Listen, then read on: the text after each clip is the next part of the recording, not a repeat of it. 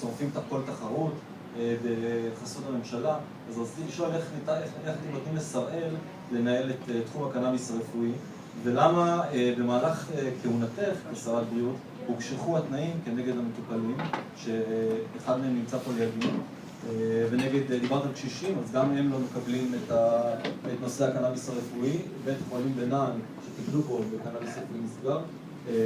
שאלה האחרונה, אם מדברים כבר על כסף, והרשאת כמעט כבר כסף, אבל בבחירות הקודמת, לגליזציה של קנאביס שווה 2 מיליארד שקל בשנה, שאת דיברת על לפחות, ואת דיברת על 2 מיליון שקלים.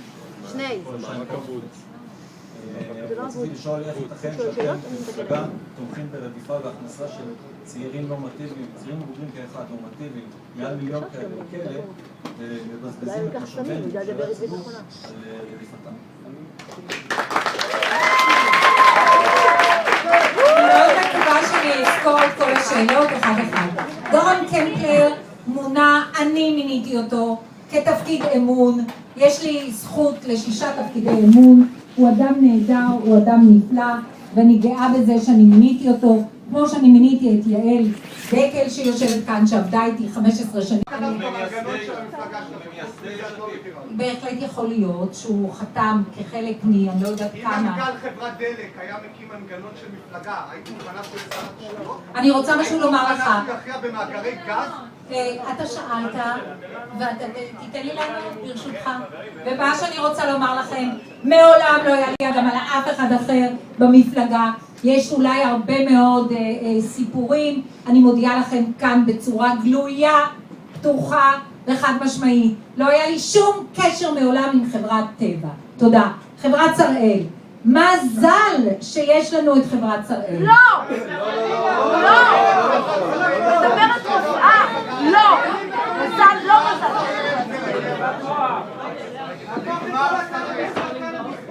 חברת שראל. מה עם כל הזמין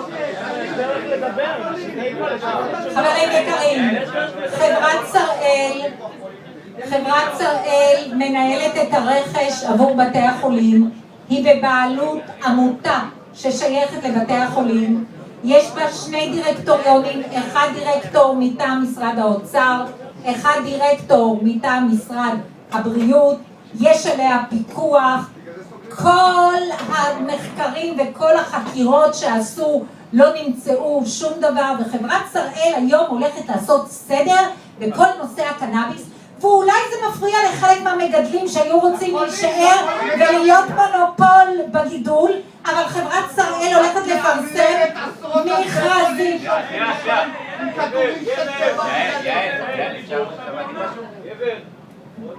ככה, אנחנו מבקשים, אפשר לשאול, תגידו מה שאתם רוצים, אנחנו מבקשים קודם כל לדבר בנימוס, אל תצעקו. אתם פה, יעל הגיעה בשביל לענות לכם על השאלות, תדברו פה בני אדם, זה הכל. חברים יקרים, הייתה החלטת ממשלה מכוננת וחשובה לבוא ולהסדיר ולהסדר את כל נושא הקנאביס. נושא הקנאביס במדינת ישראל פרוץ.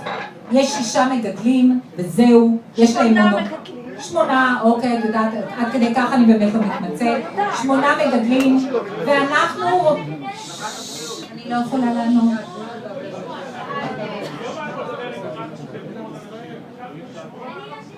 ואנחנו מתכוונים לפתוח את הגידול של הקנאביס, ממש כמו שאנחנו כתבנו בתוכנית נגד שחיתות.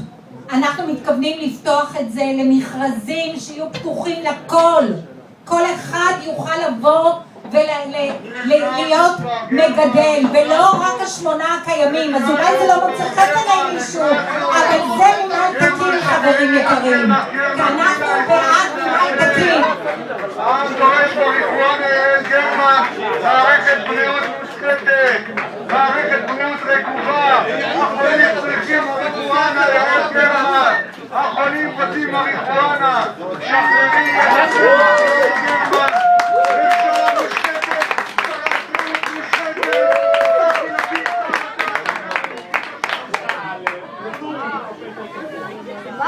את החומר שהוא לקח בבקשה לכולם. צריכה לבחור בעלי הרוב. אין בעיה, הכל בסדר חברים, בואו. אני אמשיך מפני שאני לא סיימתי את התשובה. אבל, סליחה, אני מנסה להשיב, ואתה לא היחיד פה בחדר. למשרד הבריאות היו 7,000 רישיונות לקנאביס רפואי, והיו 8 רופאים שאישרו. כשאני יצאתי ממשרד הבריאות, היו למעלה מ-20,000 רישיונות, ולמעלה מ-30 רופאים שמאשרים. אני חושבת שכל מי שבאמת בסופו של דבר מבחינה רפואית זקוק לקנאביס רפואי צריך לקבל זאת. אין לי ספק. זאת הייתה המדיניות, כך אמרתי וכך פעלנו. אבל אני סירבתי בכל תוקף לקחת את הקנאביס הרפואי ולהפוך אותו לדלת אחורית ללגליזציה. מי שרוצה לגליזציה, בסדר גמור, נגיש. אני אסיים ואז נראה מה בסדר גמור. אין שום בעיה להגיש חוק ללגליזציה. יש היום הרבה מדינות, אבל יש כמה מדינות, במיוחד מדינות בארצות הברית שעשו את זה. ואני לא יודעת מה אני אומר, אם אתם תרצו דעתי אני גם אומר, אבל בשום פנים ואופן אני לא אתן שישתמשו ברופאים ובחולים בשביל לגליזציה. חולים שמגיע להם יקבלו, אבל מי שלא מגיע להם לא ינצל את הפרצה הזו כדי לקבל את זה לא למטרות רפואיות. זאת עמדתי. הגשנו הצעת חוק, אתם הצבעתם נגד. אפשר שאלה אחרת? בוא נעביר עכשיו. מאוד חשוב לי לדעת מה העמדה המדינית שלכם כלפי... מאוד חשוב לי לדעת מה העמדה המדינית שלכם. אתם מדברים הרבה על יוקר המחיה.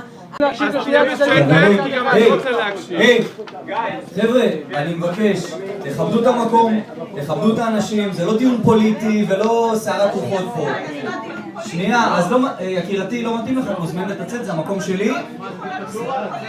סליחה רגע, אז לא מתאים לך, את יכולה... לשעבר, סליחה? סליחה רגע, אבל יש פה שאלות ומקשיבים לתשובות. ומי שלא מתאים להיות פה כרגע, בתור בעלי המקום, אני מזמין את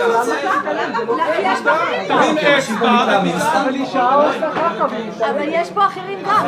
אבל יש תגובות שלא דוקטור ברקת רוצה חוץ בוא נשמור על דיון מתורבת ולא נעשה פה עלינו. תעשה חוץ בית, יבואו כל המספיק. העומד בראשה, וזה שמנהיג אתכם, הוא בעצם לא מודה, או מעבר לזה שהוא לא מודה, הוא בעד הפללת צרכני קנאביס. אני לדוגמה, אני סטודנט, אני עובד משרה מלאה בשביל משכורת מינימום, והחיים שלי איפשהו עומדים כי יש לי תיק על גוף 2 סיגריות. זה נשמע מצחיק, אבל אני מסתכל פה על 90% מהאנשים ואני יודע שכולם מעשנים, אני יודע שגם את מכירה אנשים שהם מעשנים,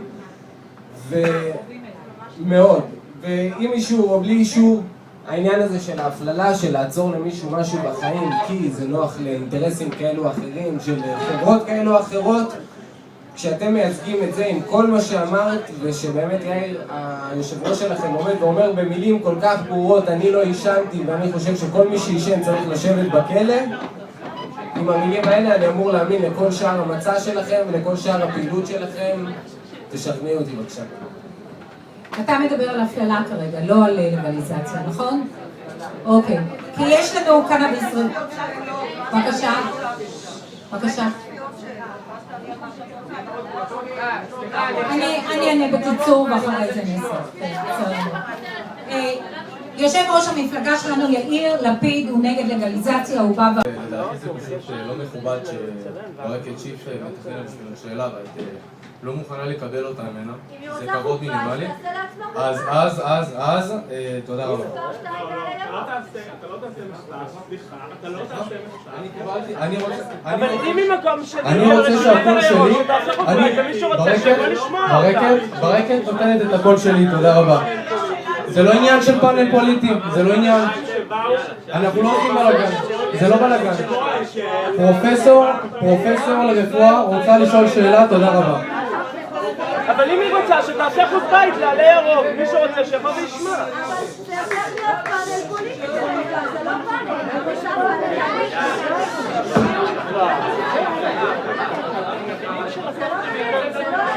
תודה רבה יעל, תודה רבה שנתת לי אפשרות לדבר איתך, תודה רבה. אני באתי חודש אחרי שאת קיבלת את המינוי, כשרת הבריאות, באתי אלייך לדבר איתך.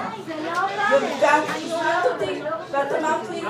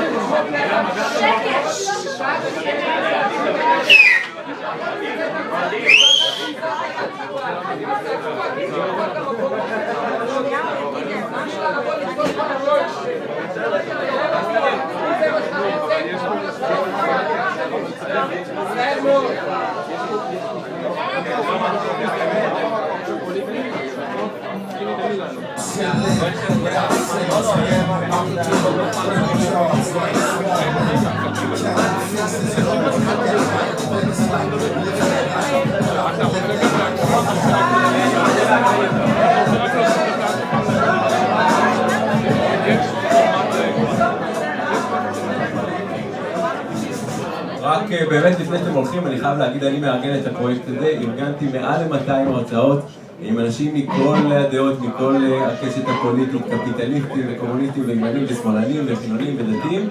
אני חייב להגיד מבחינת עלי ירוק, אני לא ראיתי אנשים מתנהגים ככה, באמת זה בושה, בושה. ואתם לא מוזמנים להמשך האירועים. תודה רבה ליעל, אני ממש מתנצל.